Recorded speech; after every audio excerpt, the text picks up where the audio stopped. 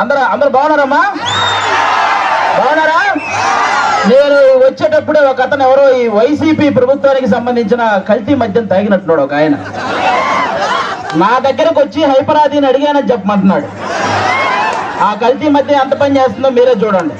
ఇంకొక అతను అయితే స్విచ్ ఆఫ్ అయిన ఫోన్ తీసుకొచ్చి నన్నే సెల్ఫీ అడుగుతున్నాడు. కాబట్టి ఆ కల్తీ మద్యం పోవాలన్నా, అలాంటి కల్తీ ప్రభుత్వం పోవాలన్నా ఈసారి మీరందరూ కూటమి నిలబెట్టిన ప్రతి అభ్యర్థిని గెలిపించాలి. ముఖ్యంగా ఇక్కడ ఎవరు? పవన్ కళ్యాణ్ గారు. ఫస్ట్ టైం నాకు పిఠాపురంలో నేను ఎందుకు పుట్టలేదా అని బాధగా ఉంది నాకు. నిజంగా పిఠాపురంలో పుట్టుంటే బాగుండేది, డైరెక్ట్ గా పవన్ కళ్యాణ్ గారికి ఓటేసి అదృష్టం ఉండేది కదా అని బాధపడుతున్నాను నిజంగా నేను. కాబట్టి ఇవన్నీ మీరు గమనించి ఈసారి పవన్ కళ్యాణ్ గారిని భారీ మెజారిటీతో గెలిపించాలి. దానికోసం ఇక్కడ కృషి చేస్తున్న మన వర్మ గారికి, అలాగే బీజేపీకి సంబంధించిన కృష్ణరాజు గారికి, ఇద్దరికి కూడా చాలా పెద్ద థ్యాంక్ యూ. అందరూ వాళ్ళిద్దరికి ఒకసారి గట్టిగా క్లాప్స్ కొట్టాలి మీరంతా. వాళ్ళిద్దరి సపోర్ట్ లేకపోతే ఇక్కడ ఇంత జరగదు. అలాగే ఈ వైసీపీ ప్రభుత్వం మిమ్మల్ని ఏం చెప్పి ఓటు అడుగుతుంది? మీ ఇంట్లో మంచి జరిగితే ఓటేయమంటున్నారు, అవునా?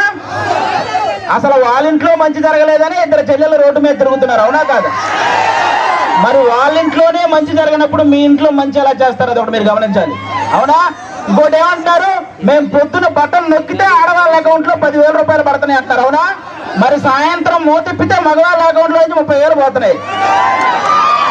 మరి వాటి సంగతి ఏంటి? కాబట్టి పొద్దున బటన్ నొక్కుతున్నారు, సాయంత్రం పేక నొక్కుతున్నారు. ఈ రెండు మీరు గమనించి ఓటేయాలి. ఇంకోటి ఏమంటారు ఆయన? ఫ్యాన్ ఇంట్లో ఉండాలి, సైకిల్ బయట ఉండాలి, గ్లాసు సింక్ లో ఉండాలి అన్నారు, అవునా? కానీ ఫ్యాన్ ఎంతలో ఉండాలి? 4లోనో 5లోనో ఉండాలి, అవునా కాదా? మీరే తెలియక లాస్ట్ టైం 151లో పెట్టారు, అందుకే కరెంటు బిల్లులు ఎక్కువైనాయి. కాబట్టి ఆ 151లో ఉన్న ఫ్యాన్ రెగ్యులేటర్ తగ్గించి మీరంతా 4లోనో 5లోనో పెట్టాలి ఈసారి. అప్పుడే మనందరం హ్యాపీగా ఉంటాం, అవునా కాదా? ఇంకోటి ఏమంటారు ఆయన? మేము సింగిల్ గా వస్తున్నాం, మీరంతా కలిసి వస్తున్నారు అంటున్నారు, అవునా? మన ఇంట్లో ఒక దొంగ పడితే ఏం చేస్తామమ్మా మనం? ఒక 3-4 కలిసి తరిమి కొడతామా లేదా? మరి రాష్ట్రంలో ఇంతమంది గజ దొంగలు పడితే మరి తరిమి కొట్టాలా లేదా అమ్మా మనందరం? మరి కలవాలా లేదా? చెడును చంపడానికి ఎప్పుడూ మంచి కలిసే వస్తుంది, అవునా కాదా? ఇక్కడ రీసెంట్ గా వంగా గీత గారు వడదెబ్బ తగిలి పడిపోయారని విన్నాను, అవునా? కానీ 5 సంవత్సరాల నుంచి మనకి ఎన్ని దెబ్బలు తగిలినాయమ్మా? వడదెబ్బల కంటే పెద్ద దెబ్బలు తగిలినాయి. మీరు ఆలోచించాలి, ఈ రాబోయే 10 రోజుల్లో 151 మందికి ఎక్కడొకక్కడ వడదెబ్బ తగిలి పడిపోతూనే ఉంటారు. ఆ డ్రామాలు నమ్మకండి, ఎందుకంటే ఆ డ్రామాలకు మా శ్రీదేవి డ్రామా కంపెనీలో కూడా ఇన్ని డ్రామాలు చూడాలి. కాబట్టి ఇవన్నీ మీరు గమనించి ఈసారి గాజు గ్లాసు గుర్తు మీద ఓటేయాలి. వన్స్ బూత్ లోకి వెళ్ళిన తర్వాత 2 గాజు గ్లాసు మీద గుర్తుంటే ఫ్యాన్ ఎగిరిపోవాలి, అవునా?